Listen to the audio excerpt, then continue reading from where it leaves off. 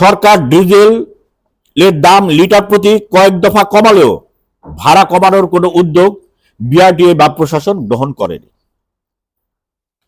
এমনি বাস্তবতায় আমরা আজকে এই সংবাদ সম্মেলন থেকে নিম্নলিখিত দাবি সমূহ উত্থাপন করছি। ভাড়া সংক্রান্ত এক, ভাড়া সংক্রান্ত সরকারের পরবর্তী নতুন প্রজ্ঞাপনের আগে বন্ধন ও উৎসব পরিবহনের ভাড়া বৃদ্ধি করা চলবে না।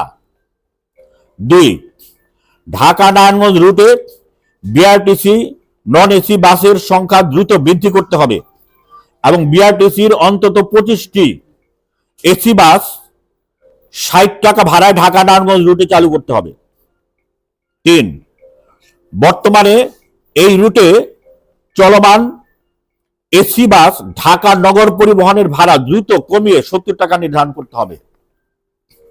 চার, টার্মিনাল থেকে পাতাল সংযোগের মাধ্যমে চাষারা পর্যন্ত ডাবল লাইনে মেট্রো রেল সংযোগকে বাস্তবায়নের কাজ দ্রুত শুরু করার উদ্যোগ নিতে হবে।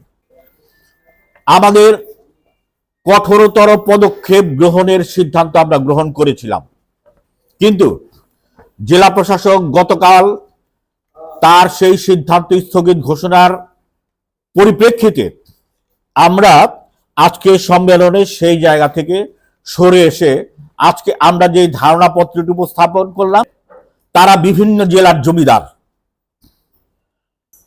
আমাদের স্থানীয় কিছু রাজনৈতিক ব্যক্তিবর্গ প্রশাসক আসার সাথে সাথে ফুলের তোড়া দিয়ে এমন অবস্থা তৈরি করেন, প্রতিযোগিতায় সুযোগদের মধ্যে ধারণা তৈরি হয় যে তালা নারায়ণগঞ্জের মধ্যে এমন একজন ব্যক্তি জ্ঞানী করতে পারেন, যা ইচ্ছে তা করার অধিকার তাদের রয়েছে। নারায়ণগঞ্জবাসী বা জেলাবাসী তা মানতে বাধ্য। জেলা প্রশাসকদের এই জাতীয় দৃষ্টিভঙ্গি এইটি গণবিরোধী, জনবিরোধী, পরিপন্থী।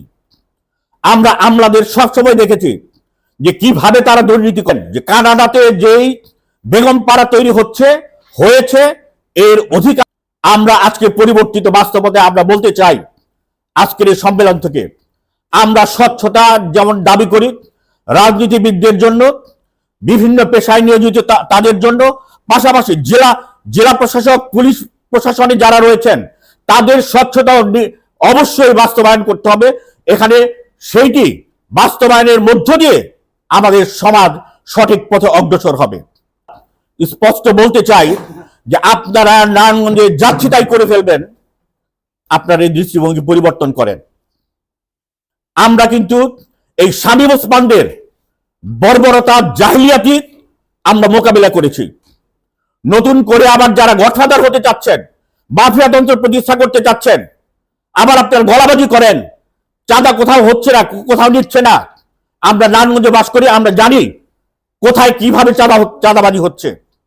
সুতরাং এইটি আপনার প্রশাসনে যারা তারাও জানেন, পুলিশে যারা তারা জানেন, গোয়েন্দা সংস্থা যারা তারা জানেন। আপনারা সাবধান হন।